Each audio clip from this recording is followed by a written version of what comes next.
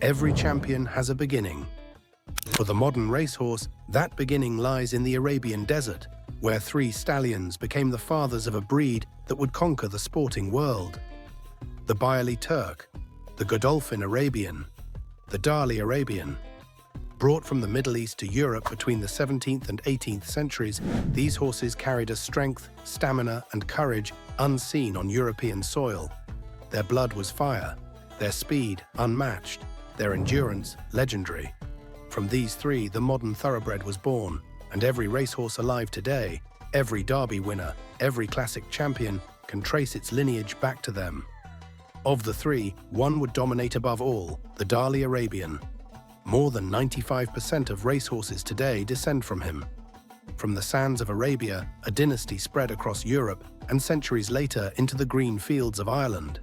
There, in the rolling countryside of County Tipperary, one man realized that controlling these bloodlines meant controlling the sport itself. By the early 1970s, horse racing was changing. No longer just a pastime for the aristocracy, it was becoming a global business, a billion-dollar industry where bloodlines were currency. John Magnier, a quiet man from County Cork, saw the future. Unlike others in the sport, he was no gambler in the betting ring. He was a strategist, a businessman, a man who understood that horses were more valuable in the breeding shed than on the racecourse. He joined forces with Robert Sangster, a flamboyant English millionaire, and Vincent O'Brien, Ireland's greatest trainer. Together they formed an alliance that would reshape the bloodstock world. Their strategy was bold: travel to America, buy the best-bred yearlings, often descendants of Northern Dancer, a Canadian-bred stallion who carried Arabian blood through the Darley line, and bring them back to race in Europe. The sums they paid shocked traditionalists. Millions for a yearling.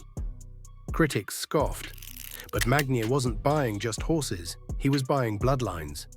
Their greatest triumph came with Sadler's Wells, a son of Northern Dancer. On the track, brilliant. At stud, immortal, Sadler's Wells became champion sire for 14 years in Britain and Ireland. His progeny won classics across Europe. He turned Coolmore stud, Magnier's base in County Tipperary, into the epicenter of global breeding. But Magnier was not done. From Sadler's Wells came Galileo, perhaps the greatest sire of the modern era. A Derby winner himself, Galileo produced champions year after year. His sons and daughters carried Coolmore's influence into every corner of the racing world. By the 1990s, Magnier controlled the richest bloodlines on earth. He had turned the art of breeding into an empire. But breeding champions was only half the equation. They needed a man to shape those bloodlines on the track. For that, Magnier turned to a young trainer whose name would become synonymous with excellence: Aidan O'Brien. In 1996, John Magnier made a decision that would define an era. He appointed Aidan O'Brien, a young trainer from County Wexford, as the head of Ballydoyle stables. Ballydoyle was no ordinary yard. Built into the rolling hills of Tipperary, it was a place with a history as deep as the sport itself.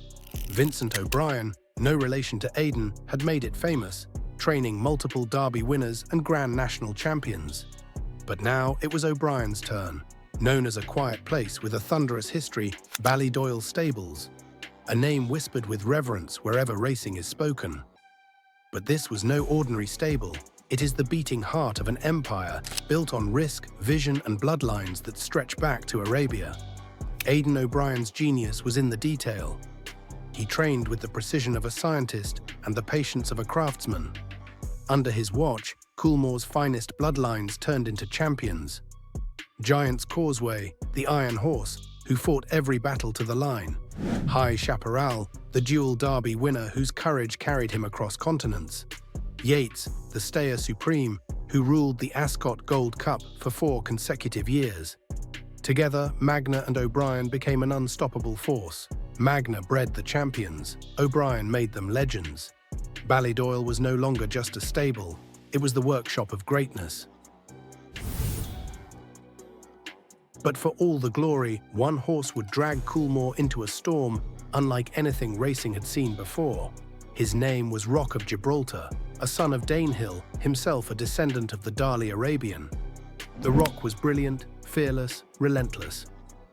In 2002, he won 7 consecutive Group 1 races, a world record. He was valued not just as a champion, but as a stallion whose future stud fees could run into the hundreds of millions. And it was here that a clash of empires began. Sir Alex Ferguson, the legendary manager of Manchester United, had been gifted a stake in Rock of Gibraltar. To Ferguson, it was a gesture of friendship from John Magnier. But when the horse retired, Ferguson claimed he was entitled to half of the breeding rights. Magnier disagreed, and a legal war began. Magnier and his ally J.P. McManus were not just horsemen, they were also Manchester United's largest shareholders. When the feud with Ferguson escalated, they used their power in the boardroom. They submitted a dossier to the club's directors, a list of 99 questions.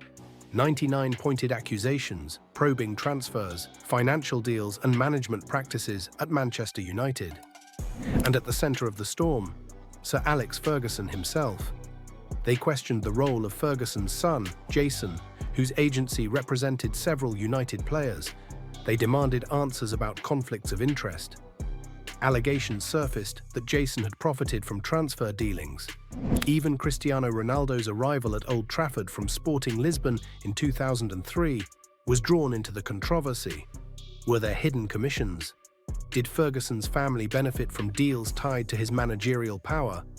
The implications were explosive. The greatest manager in English football history, accused of blurred lines between family and club. The feud dominated headlines. United fans were stunned. Racing and football had collided in a scandal of money, power and pride. Eventually, Ferguson settled out of court with Magnier. Jason Ferguson withdrew from agency work. But the damage was done. Magnier and McManus sold their United shares to the Glazer family. A new chapter in United's history began. One born not on the pitch, but in a feud over a racehorse. Rock of Gibraltar lived out his days at stud, but his name carried with it a tale of empire, ambition and conflict. Proof that the Arabian bloodlines were no longer just about sport, they were about power. From the deserts of Arabia to the fields of Ireland, a bloodline has travelled centuries. John Magnier secured it, Aidan O'Brien perfected it. Together, they built an empire, Coolmore and Ballydoyle, the beating heart of the global racing industry. Sadler's Wells, Galileo, Giant's Causeway, Rock of Gibraltar, champions born of Arabian blood, shaped by Irish genius. Their legacy is more than trophies, more than stallion fees. It is the domination of a sport, the creation of dynasties, the shaping of history itself. A dynasty written in blood, a legacy built on vision and brilliance. The story of John Magnier and Aidan O'Brien is not just the story of horse racing, it is the story of the thoroughbred itself.